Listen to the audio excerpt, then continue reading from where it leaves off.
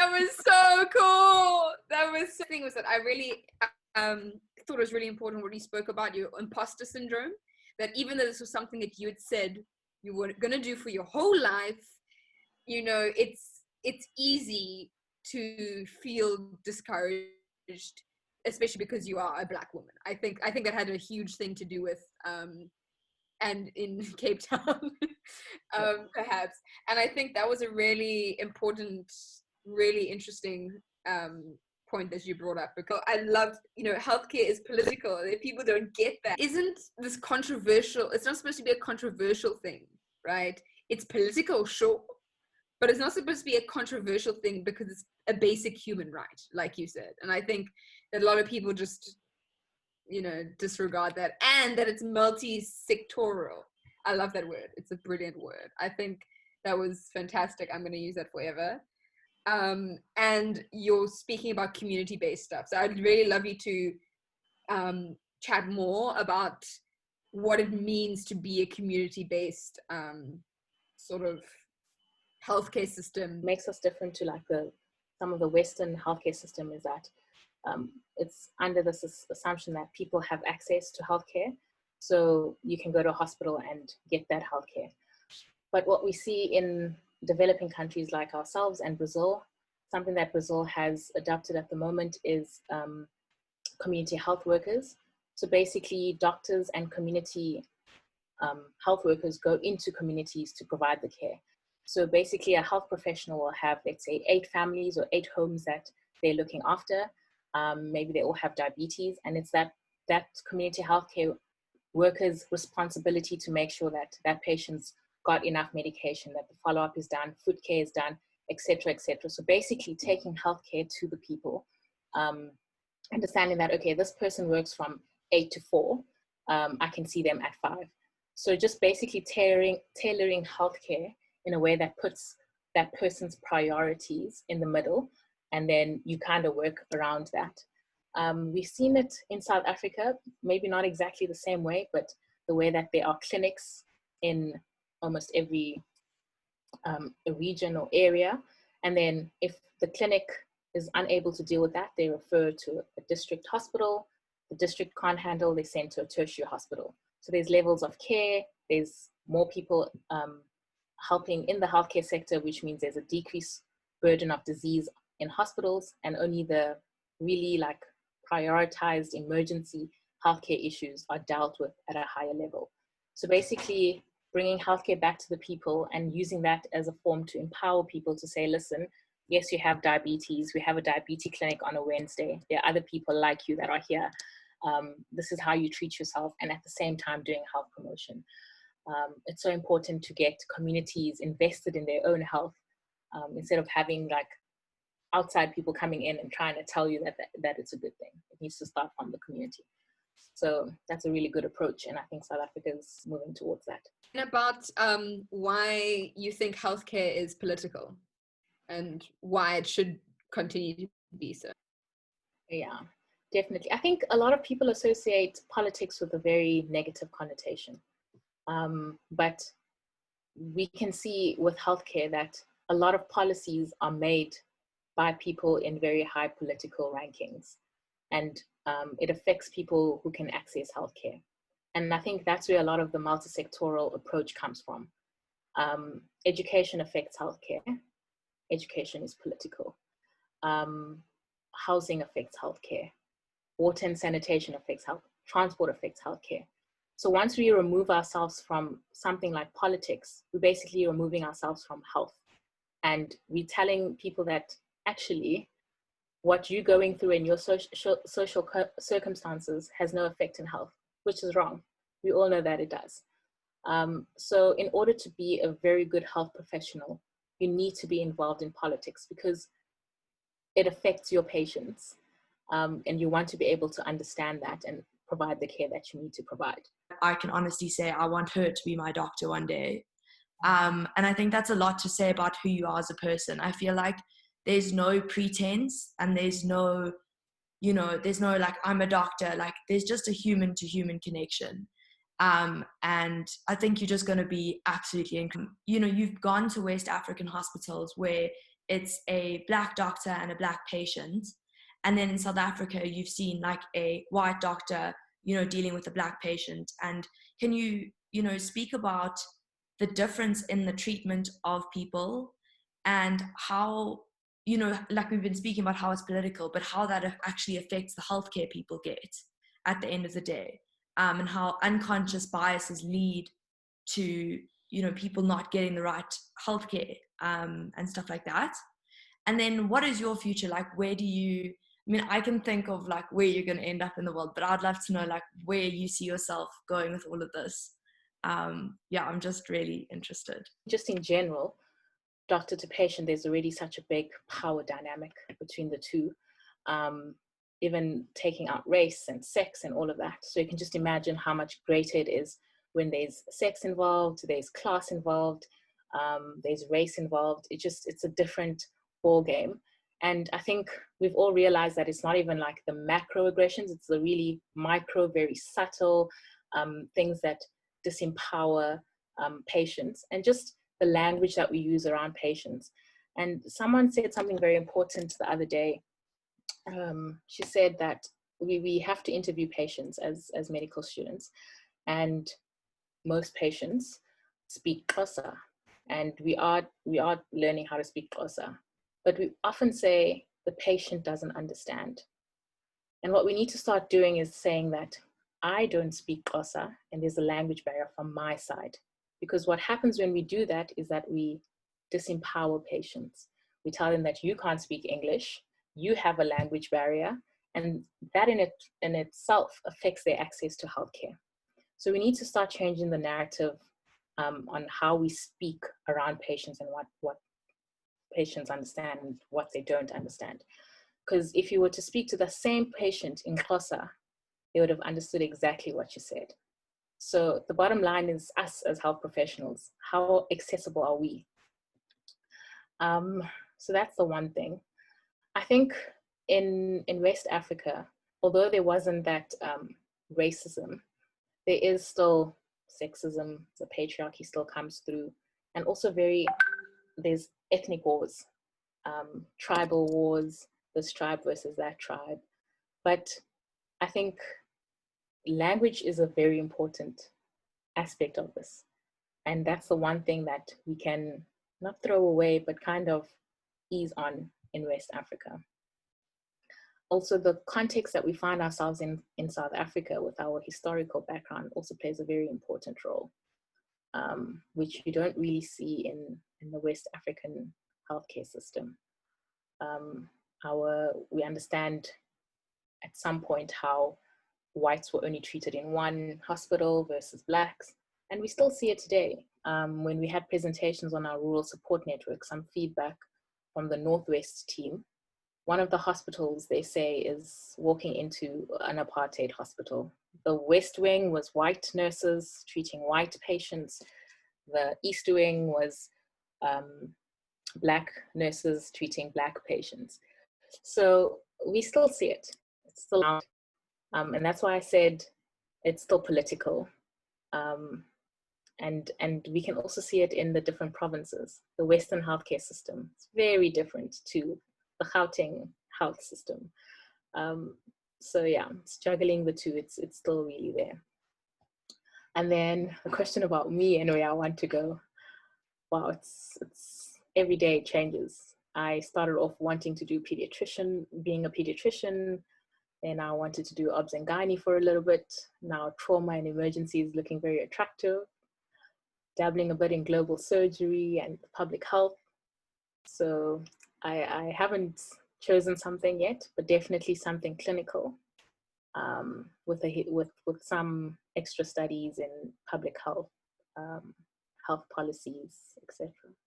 So yeah, we start thinking as Africans, you know, as soon as we like want to force this Western, it's better for us. It's not actually better for us. What's better for us is what we come up with, what works for us. So it was those kind of things that I was like, damn, that makes so much sense. So yeah, it's great to see you. emotion. Like I literally had chills from like the first word you said. Like I knew you were amazing, but it was so great to be able to like understand your story from like your parents, you guys moving here, and then you're really hearing it from you, because like I've read it on social media and like stalked you, but like it's nice hearing it from you. Yeah, it was just absolutely amazing. Yeah, and exactly what Kam says, it feels like you can tell this is like what you're passionate about, and this is like what you were made for, and like you're doing what makes you feel, or what I think like makes you feel like the best version of yourself, and that's absolutely inspiring. So let's talk about the African solutions for African problems. But stood out was when you said you went, I think you went to Ghana and there were Black female doctors there. And how like that probably impacted you, and maybe also going back to like Ndadi's comment about imposter syndrome coming in when you started medical school, and then maybe how that changed once you saw that people that look like you, you know, are in these higher places, or not even higher places, are just in places. Yeah, definitely. It's still like here and there, like imposter syndrome still gets you, but first and second year, I think I experienced it the worst, and I don't think I had the language to say this is what it is. At least now we can kind of label it and say it's imposter syndrome.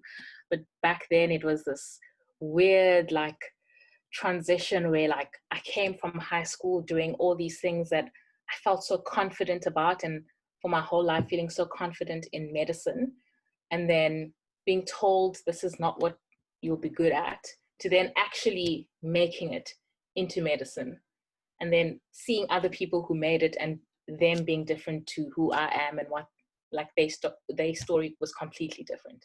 So it was very difficult at the time to kind of have the language to say it. And I think that also the most difficult part is going back and kind of expressing these feelings to my parents, because it's something they've taken the journey with me, and now I've made it. For them, it's like, okay, you've made it, do what you got to do. And it's like, no, you know, like there's so much to grasp, and so much to get my mind around. So I think the one way that I kind of tackled imposter syndrome is doing a lot of reflection. That has helped me a lot, and understanding that where I come from, where I am now, there's been a big gap, but I've made it to the specific point, and I just need to keep going. And to what was my end goal? What was my plan A? And sticking to that plan A. I think as soon as I started making a plan B such a big subject is when I got, you know, discouraged to do my plan A initially. So now, what is my plan A? Making sure that that's what I want to do and continuing with that. And then prioritizing what my end goal is. My goal has always been to do medicine, help where I can, especially in Guinea. So in my journey towards that, I need to remind myself, is this going to be beneficial at the end? Is this what I want at the end? Am I gaining the skills that I need to be where I want to be at the end? And then just having very supportive friends. I think we can all agree that university is lit, but just having that structure and people who believe in you is so important. That call from my mom every day was very important. It sounds very like cliche, but just keeping your head above, knowing what the full purpose is. You've been through that experience. No one can ever tell me again that I can't do it. And that's what that experience taught me. Even if you do, I'll prove you wrong. And that's what I did. So. Yo, that was just absolutely incredible. I'm definitely going to be sharing this presentation with a lot of different people. I understand the whole imposter syndrome in such a deep way, like getting to UCT, and coming from spaces where, I don't know, you were sort of, or at least in my experience, like comfortable because things made sense and you were on top of everything and you knew what your plan was and whatever, and then you get to uni and the plan doesn't work out exactly the way you envisioned it and stuff. I really can like relate to that in a deep way. Of course, not fully, but yeah. And I really love your focus on community even in sort of the things I've been thinking about with regards to sustainability. At the core issue is how like society and its fabric has sort of fallen apart, and like a lot of the solutions lie in putting people together and having that sense of community. And I also really love the whole idea of Afrocentric solutions, because even in development, like going on a Western blueprint doesn't work. It's not the right way, and we need to figure out what our development plan or vision is as Africans. So those examples you used or you showed us were just beautiful. I thought they were incredible. Collaboration within different sectors and innovation. If you have any ideas, what do you think would be some good, innovations, ideas, ventures that would strengthen the healthcare sector, whether it be in West Africa or South Africa? And yeah, I think some examples I can share about the sector collaborations is whenever we taught about trauma and emergency, is that trauma is one of the greatest burdens of disease in Africa. And that's a lot to do with road safety and like laws around the law. Laws around the road. So one example that they always give us is that once doctors started writing about road policies is when things started improving. Things like the seat belts, limits on the road, making sure people are fined for those kind of things. Drinking and driving became an issue that was sorted out.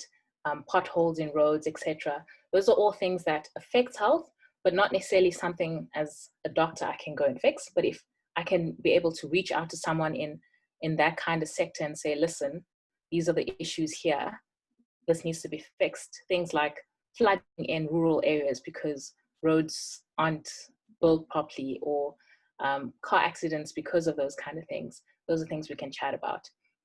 I know in Ghana, the regional hospitals is quite new, and the way that they did the architecture is that it's eco-friendly. So all the wards that are like infectious diseases and stuff have more light coming in because of the science behind that. So things like that, collaborating with development, like sustainable development, and making sure that we include those things in how we build those kind of spaces. Housing is one of the very important things, and sectors such as water and sanitation, we shouldn't be seeing in 2020 people with cholera. That should be history. So what is happening with water and sanitation? Why is it so bad? Why is it not improving? That's collaboration with water and electricity and that sector. Sorry, I don't know the names of the sectors, just know that they're supposed to do stuff. And then education. What is our curriculum teaching people about health? How do they look after their health? I think Jay's off the line, but there's a lot of collaboration that can happen within sectors that we need to explore. I don't know if you guys remember the sugar tax that took place a few years ago. That's a public health issue. That's something as health professionals we should be saying, listen, we're seeing a lot of increase in lifestyle diseases, in hypertension and in diabetes. What can we do to make sure that that's dealt with? And if that's a sugar tax that needs to happen to help decrease that, we have a big role to play in that. Whole world to become a better, more sustainable, better operating, more efficient place, we need different people at the table. I think the days of engineers working together and forming X product is over. We need the doctor there who's going to deal with the consequences of said design. You need the person who's making the policy about said design. You need a multitude of people to make things work, because you don't notice the flaws because you don't think like those people, So in order to tackle all the consequences of a design, you need people who think in 15 different ways. Oh, yeah, that's incredible. I mean, where do I begin? Anyways, you are amazing. I won't hover on this too much, but Isma, you are incredible. Watch the TED Talk. and it was talking about task shifting in healthcare. The idea is, let's say we have one doctor per 100,000 of the population. Obviously, that's not enough. And so how can we sort of decentralize healthcare? How feasible do you think that is just in the African context? I think that's would be an incredible model, personally. And we see it now with, I don't know if you guys are aware that Cape Town has MOUs, so midwife obstetric units. So basically, all low risk patients will deliver in an MOU. So it's run by midwives. There's a doctor that comes in once a week just to maybe prescribe medications or anything that's like important. But other than that, health promotion, everything else, immunizations, all is dealt with midwives, which is brilliant, because it does really well. Anything that they can't handle, they know that there's a specific threshold. If a patient presents with this and they can't deal with that, they refer immediately. So it works really well in that we can get more people doing healthcare without having to do 6 years of healthcare. Sure. And midwives are very equipped to deliver. Even if I go to a hospital, I'd prefer a midwife deliver my child than an OBGYN. Wow. So that's amazing. And then the clinics are run by nurses. So there aren't any doctors at the clinics. They come here and there, or for a few hours, but it's mainly run by nurses. If they cannot deal with that, they refer to a district hospital, which has only specific services. How that's scalable? Does anyone know sort of how we're able to implement that on a larger scale? I think maybe one thing is to ensure that those working in those specific areas are supported. I think we see a lot of, like specifically medicine, people who train in public and then move on to private, and that's a lot to do with support. If they feel like they're being supported in the role that they're playing as community healthcare workers, as midwives, as nurses, the chances of other people wanting to take on those professions is much greater. Support in terms of financial, emotional. I mean, some of these MOUs are in hectic areas like Hanover Park. They're working in very unsafe measures, unsafe areas. So if we can support people in that way, firstly, it makes it look attractive for people who want to do it. And then I think leadership. If Western Cape Provincial can do it, what's stopping Gauteng Provincial from doing it? Economic perspective and public sector perspective, it would be like, it sucks, but it would probably have to come from government. Yeah. If we want this to be a government mandated or run program, as opposed to like a private sector or NGO run program, and allocating the budget accordingly to where you want these things to happen. So you have a national budget, and then the national budget or the government gives each province a set budget for like a list of different things, so healthcare, transportation, all of these different things, as a percentage of the population, right? Okay. Yeah, so like if you can have that sort of analysis up by government saying, okay, this money is for healthcare and this is where it needs to be spent, I think that would be great. But I always feel like government budget is like a black box and no one really knows what happens in there and like where money gets allocated, because we know there is money, like where does it go, like what is happening. So then that's where I'm a bit wary to say like it should be come down from like the top and should be government. And I think that's where what Isma said about making these roles seem like glorifying them and say that this is something that people in the community need, because a lot of times a lot of the I know speaking to people in these communities looking for jobs and looking for things to study, that the question is like, what's going to get me a job and what's going to make me money? Not because they're selfish, right? But because that's what their life needs. You need a job and you need to make money, right? We all think about that, no matter what side of the economic spectrum that you are in, right? So if you can label these type of jobs as something that's like worthy to get into, yeah, I think that would be great. And I mean, always, if you make healthcare a priority in education, from children from a young age when these kids are making their decision on what they want to study. They're gonna be thinking about these things, and they're gonna start thinking, okay, these are issues in my community that they probably don't even know about because it's not in the education system. And if you tell them about these things, people in their own right are gonna think, okay, how am I gonna start solving these issues that I see in my community?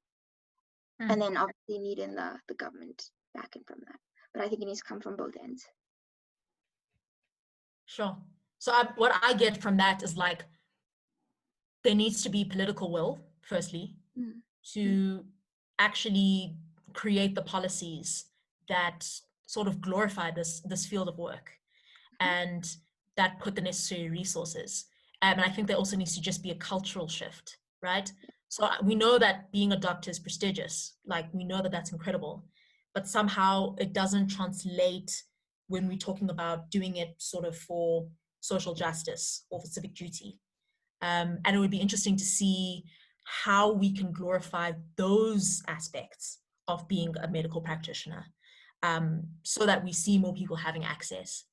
And just my last point, I think, is talking about having, I think we mentioned it earlier in the talk, having healthcare being sort of, I'm going to paraphrase the hell out of it, but it's, just speaking about sort of the importance of healthcare.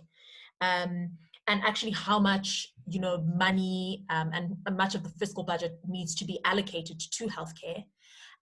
What are your thoughts just in terms of COVID-19 and how it's really just exposed nations' sort of healthcare systems?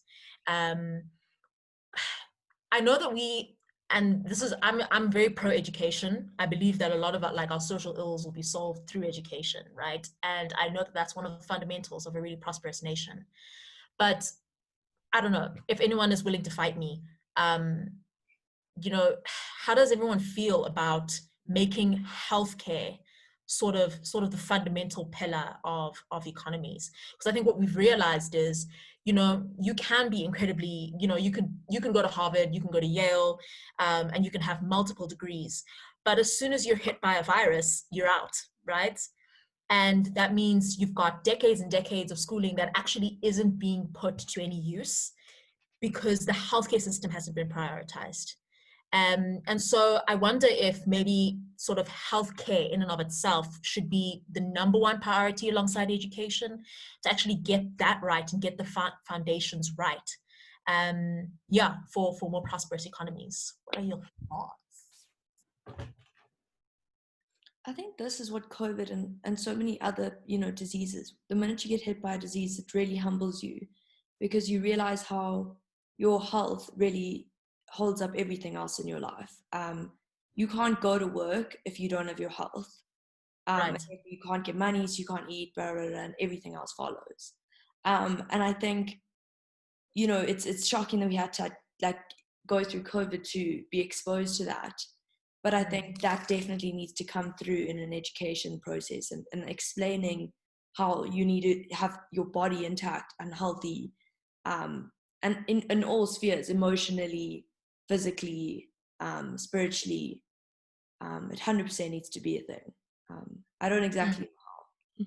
Big question. Sure.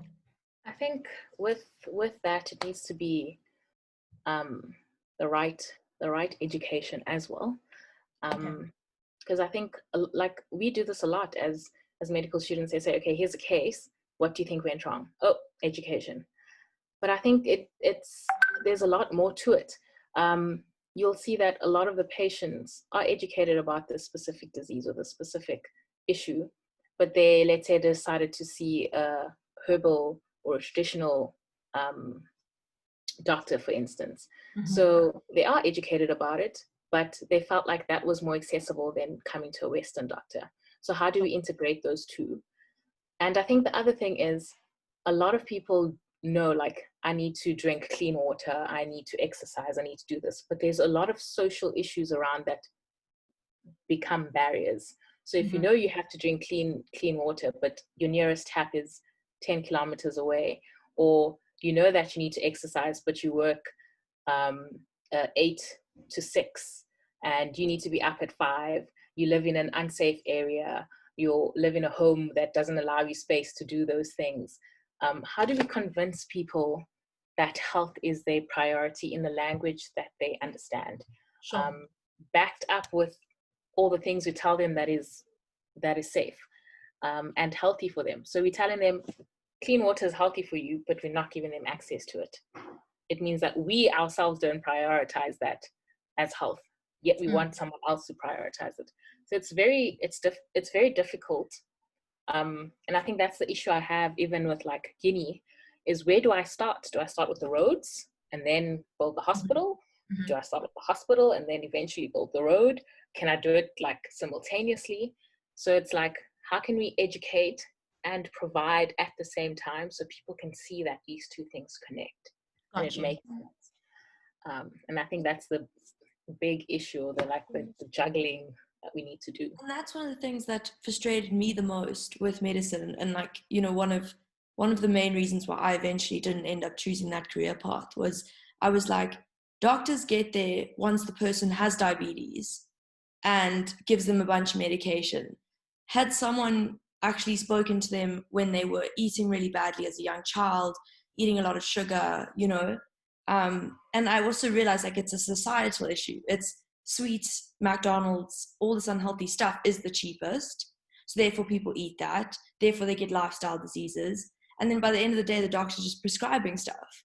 And I was like, is this it? You know what I mean? Is this really what it's about? And yeah, that's where I 100% agree. Like, there needs to be policy to tax that sort of, like, it's almost a whole remodeling of a society where, you know, I mean, we say this a lot on this thing, but it really is. I mean, you can't expect people to be healthy when they're working their arse off to get money. And the easiest place to like save on money is your food, because I can't save on water and electricity. I need that to operate. Do you know what I'm saying? It's like, where do I save at the end of the day? And food's an easy thing to choose. So I will just eat bread and whatever. And a non-nutritious meal, if it means eating and having a bed to sleep on, you know? Yeah, it's almost like they need a lot of people get a bit discouraged because you kind of work and study for so long, and I think in internship, a lot of people say, you think you can change the system, and each time you try, there's always like a barrier, and at some point you just kind of come, you do your work, you leave, you earn your salary, you make sure your family's comfortable, and you move on. You don't want to put yourself in like that kind of environment where you always have to kind of be the one who's louder, the one who needs to always advocate. And, you know, there's a lot of emotional work that goes into that. So it's rather, I've got my degree, I can make a comfortable income elsewhere and kind of live that life that I want to live. And I mean, it seems nice. Like, you know, we all want that.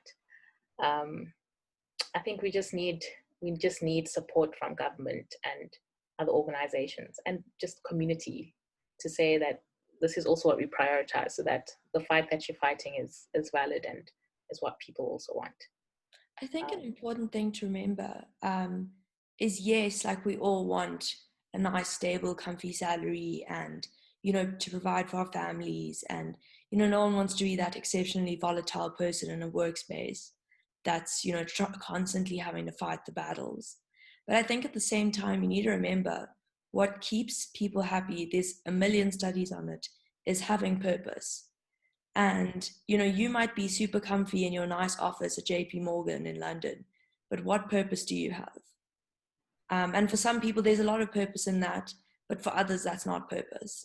If we were to do the work and like take on the role of being like health activists and whatever, how far would we get without policies? Because people only work by policies and stuff. So we can, let's say, influence this one specific community, and that's great. But in a large scale, how do we make sure that everyone's getting the same access to that kind of activism if we're not in like political spaces, if we're not the ones making policies and stuff? I think it's really, really difficult on an individual level to Guys, make that big of a change. on the other hand, like every big change that I think we can think of in our lives was made by an independent person who kind of started their own venture and just drove it home. I mean, electric cars, Elon Musk, you know, Instagram, TikTok, all these like social changes. You know, I don't really have something in healthcare that I can kind of think of, but the HIV movement, ARVs being rolled out, that was from like a right.